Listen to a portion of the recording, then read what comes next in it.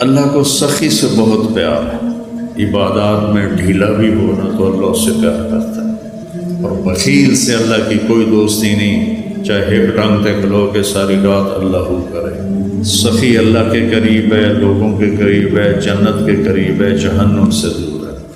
رمضان ماہ سخاوت، آپ کی زکوٰۃ بدلے زندگیاں۔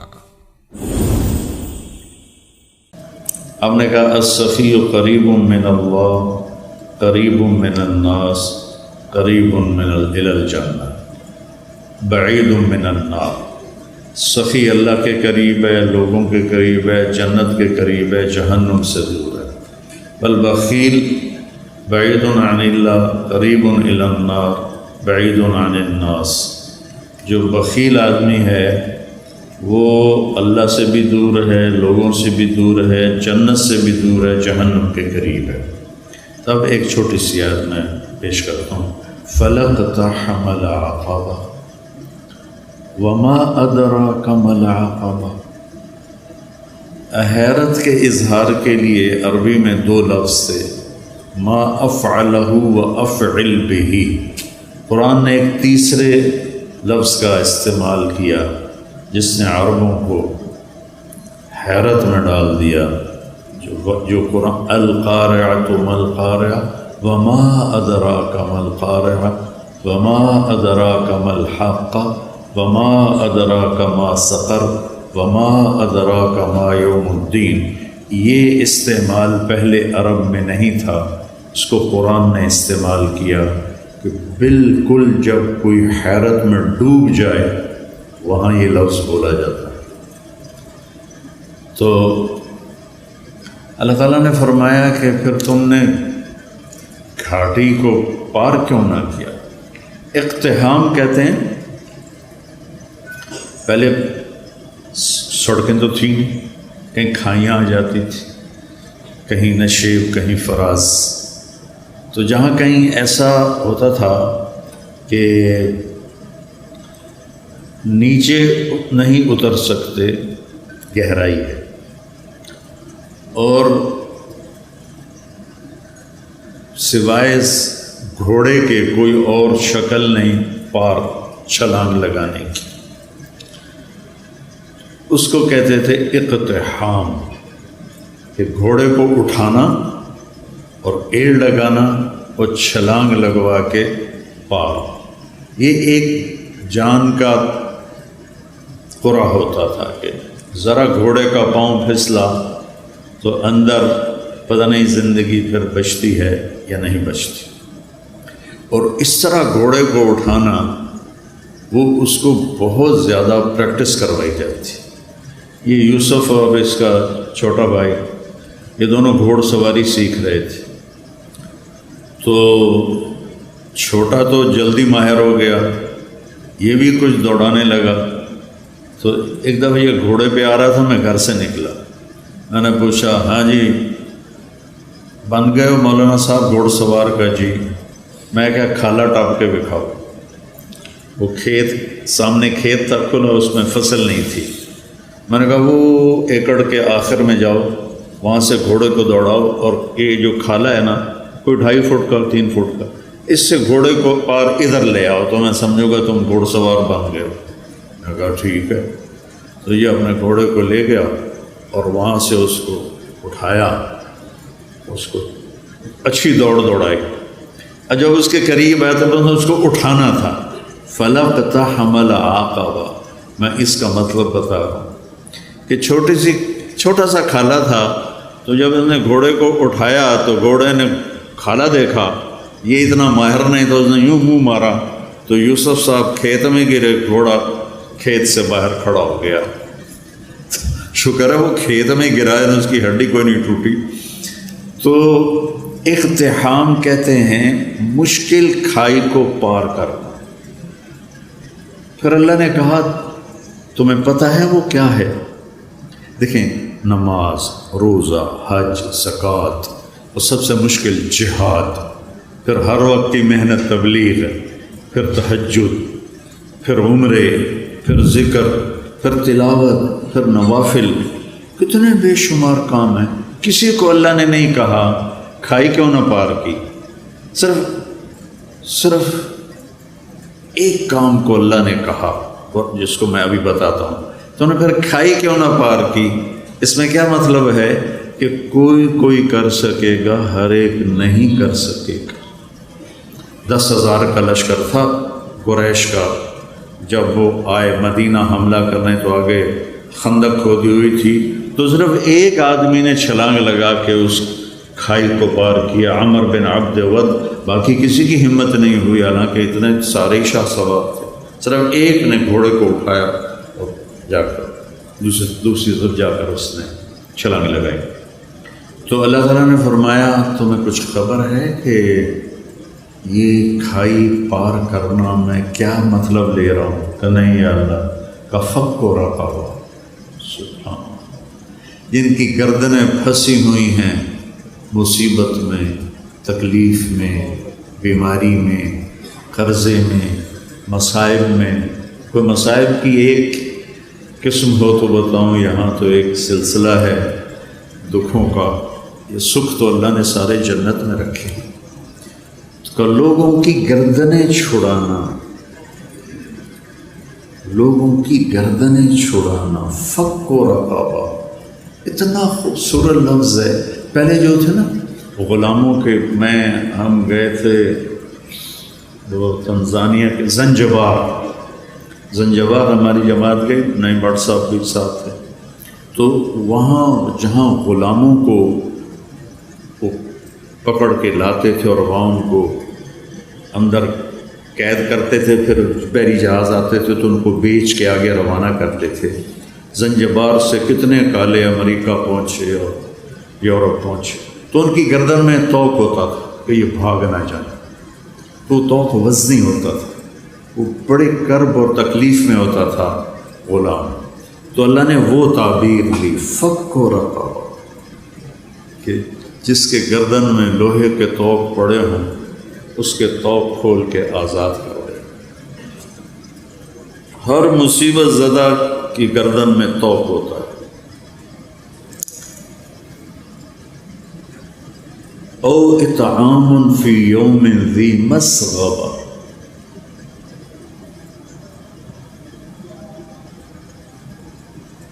یتیما ذا مقربہ او مسکینا ذا متربہ، فی یوم ذی مسغبہ۔ صبغ کہتے ہیں اسبغ علیکم نعمہ ظاہرۃ و باطنہ۔ بارش ہوتی ہے نا تو ہم پورا بھیگ جاتے ہیں، اگر باہر ہوں پورا بھیگ جاتے ہیں، کہیں سے بھی ہمارا کوئی پہلو نہیں بچتا۔ تو اللہ تعالیٰ فرما رہا ہے کہ وہ آدمی جس پر بھوک بارش کی طرح چھا گئی اور کہیں سے بھی وہ نہیں نکل پا رہا اس بھوک سے، اس کو اس بھوک سے نکالنا، خاص طور پر جب وہ تیرا رشتہ دار ہو اور ہو بھی یتیم۔ رشتہ داروں میں کوئی مالدار ہو جائے تو غریب حسد کرتے ہیں اور مالدار تکبر کرتا ہے، وہ ان کے ضائع ہونے کی تمنا کرتے ہیں، وہ ان پر اپنے مال کا روب چتلاتا ہے۔ تو اللہ نے کہا ذا مقربہ، جو تیرا قریبی رشتہ دار ہے نا، قرب والا، اس کو بھوک نے بارش کی طرح ایسے گھیرے میں لے لیا ہے، نکلنے کا راستہ ہی نہیں ہے، اس کو کھانا کھلا۔ او مسکین، فقیر اسے کہتے ہیں جس کے گھر میں ایک دن کا کھانا ہو۔ مسکین سکن سے ہے، سکن ہوتا ہے ٹھہر جانا۔ مسکین جس کے زندگی ٹھہر گئی ہو بھوک کی وجہ سے، فاقے کی وجہ سے، اس کے پاس ایک لقمہ روٹی۔ فقیر اسے کہتے ہیں جس کے پاس 24 گھنٹے کا تو کھانا ہو، آگے کوئی نہ ہو، اور مسکین اسے کہتے ہیں جس کی زندگی ٹھہر گئی ہو، سکن، سکون ہم عام طور پر کہتے ہیں، سکون آ گیا۔ اس مسکین کو کھانا کھلانا، یہ ہے گھاٹی کو پار کرنا۔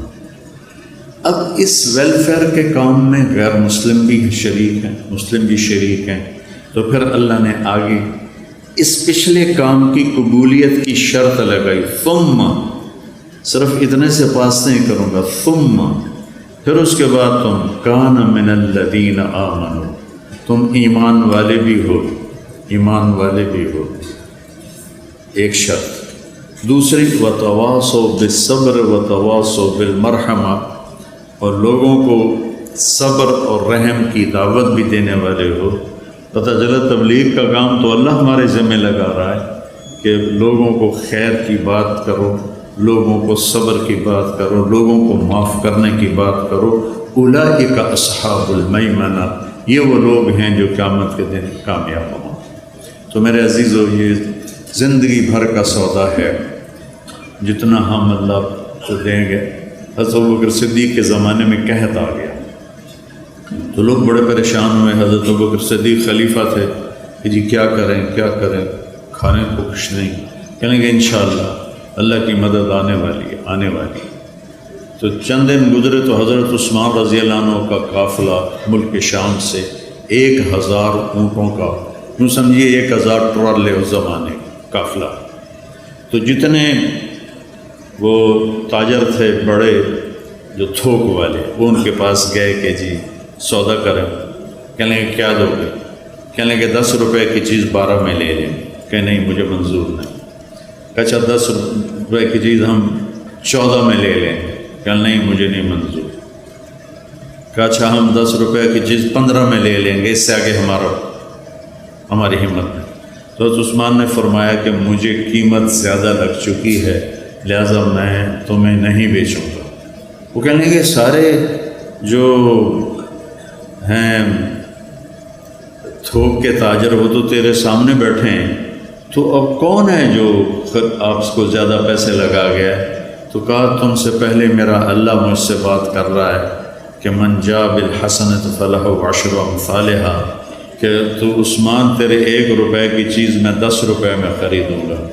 تو لہٰذا میں اللہ کو بیچ رہا ہوں۔ مدینے میں قحط ہے، میرے 1000 اونٹوں سمیت سارے مدینے والوں پہ صدقہ۔ تو اس رات حضرت عبداللہ بن عباس نے خواب دیکھا کہ اللہ کے نبی سفید گھوڑے پر ہیں، سبز پوشاک ہے اور سونے کی لگام ہے گھوڑے کی۔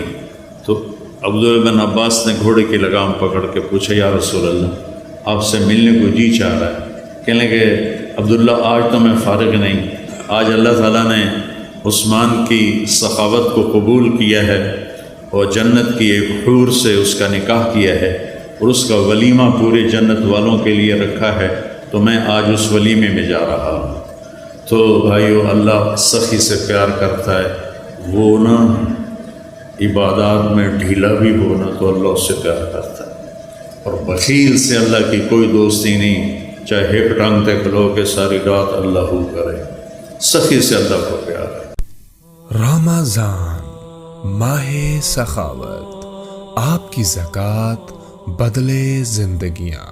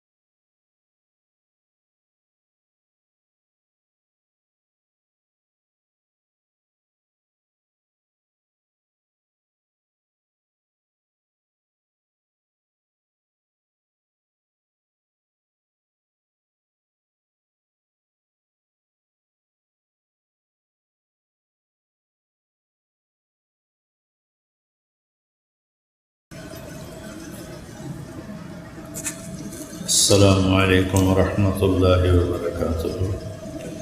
بسم اللہ الرحمن الرحیم، والصلاة والسلام علی رسولہ الکریم وعلی آلہ واصحابہ اجمعین، اما بعد۔ یہ زندگی ایک امانت ہے، اور اس زندگی کے ساتھ جڑی ہوئی جتنے بھی چیزیں ہیں وہ سب امانت ہیں، جنہیں ہم نے اس طرح استعمال کرنا ہے جیسے امانت دینے والے نے کہا ہے، اور وہ اللہ ہے۔ اور ان قریب یہ زندگی ہم سے واپس لے لی جائے گی، اور پھر آگے ایک دن ہے جب ہمیں اپنے کیے کو اللہ کے سامنے پیش کرنا پڑے گا۔ دنیا کا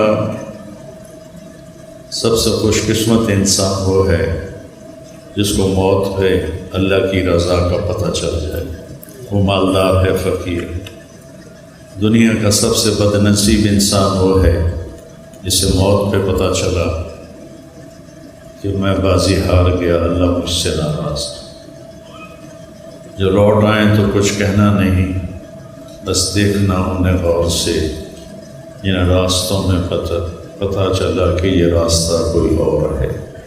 زندگی بتاتے بتاتے شام ہو گئی، شام ہونے پر پتہ چلا کہ بھٹک کے کسی اور جگہ آ گئے۔ ہماری منزل اللہ ہے، فَفِرُّوا إِلَى اللَّهِ، اللہ کی طرف دوڑو، وَابْتَغُوا إِلَيْهِ الْوَسِيلَةَ، اللہ کی طرف پہنچنے کے اسباب اختیار کرو۔ تو وقت کافی ہو گیا ہے، میں ایک چھوٹی سی آیت آپ کے سامنے پیش کرتا ہوں۔ اس سے پہلے یہ ہے کہ اللہ کو جب کسی کو مال دیتا ہے تو امتحان ہے شکر کا، سخاوت کا۔ جب کسی کو تنگی دیتا ہے تو امتحان ہے صبر کا اور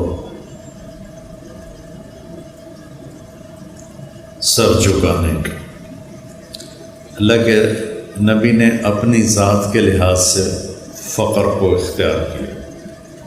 آپ کے سامنے جبریل نے آ کر کہا کہ یہ سارے پہاڑ اللہ کہہ رہا ہے سونا بنا دو، تو آپ نے کہا نہیں، مجھے فقیری چاہیے۔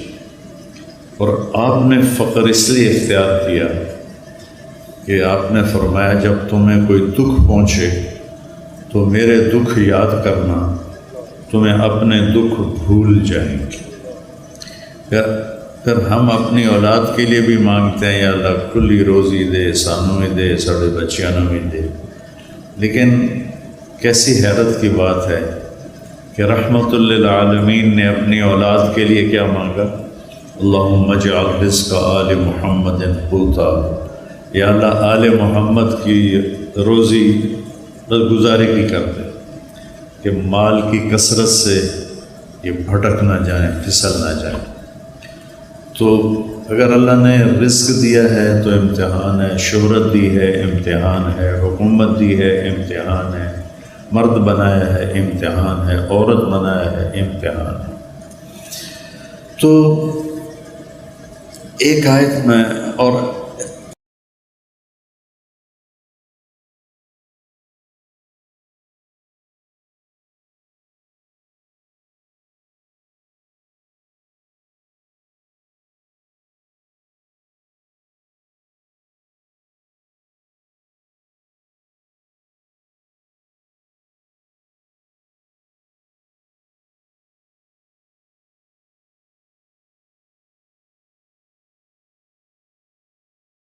تو بس میری یہ مختصر سی بات ہے، آپ تبلیغ میں بھی وقت لگائیں اور ہر ایک کی مدد کریں۔ ہم ایک پسماندہ علاقے سے ہیں، اللہ تعالیٰ نے مجھے وہاں سے نکالا جب کہ کوئی دین کو جانتا ہی نہیں تھا، اور ہمارا ماحول انتہائی عجیب و غریب تھا۔ تو اللہ تعالیٰ نے اپنا فضل فرمایا، اور وہاں ایک دین کی شکل، یہ جو آپ دو مسجدیں دیکھ رہے تھے، ایک میرے گاؤں کی مسجد ہے اور ایک میرے مدرسہ جو تلمبے میں ہے اس کی مسجد ہے۔ یہ مسجد میں نے بنوائی ہے، اس سے پہلے ہمارے تائے جان نے مسجد بنوائی تھی پرانی، تو اس گاؤں میں اس وقت 100 بچے پڑھ رہے ہیں، اور بیرون ملک سے بھی آگے پڑھ رہے ہیں ہمارے پاس بچے۔ اور اسی گاؤں کا واقعہ سناتا ہوں کہ جمعے کا دن، ہم بہت چھوٹے تھے، سنا ہے دیکھا نہیں، جمعے کا دن، اور ہمارے مسجد کے امام مسجد کے دروازے پر کھڑے کہ کوئی آوے بندہ تو دنال جمعہ پڑھ رہا، کوئی آدمی نہیں آیا۔ میرے تایا کا ایک نوکر تھا مراسی، رمضان اس کا نام تھا، وہ گزرا تو حافظ صاحب کہنے لگے او رمضانیں کہ جی ہمیں آ جمعہ پڑھ لگیے کہ حافظ جی تین ہور کوئی نہیں لگتا ہے اس کام واسطے، مینوں معافی دے۔ نہیں پڑھا، چلا گیا۔ اسی گاؤں میں اس وقت 100 بچہ شاخ ہے مین مرکز کی، ہمارے پاس کوئی 1000 سے اوپر بچے پڑھ رہے ہیں، اور پھر اس کے ساتھ یہ جو ویلفیئر کے کام تھے اللہ مجھ سے لیتا رہا، اب یہ فاؤنڈیشن بن گئی۔ آپ تعاون کرتے رہیں گے تو یہ نظام چلتا رہے گا، آپ کا کھاتا فل ہوتا رہے گا۔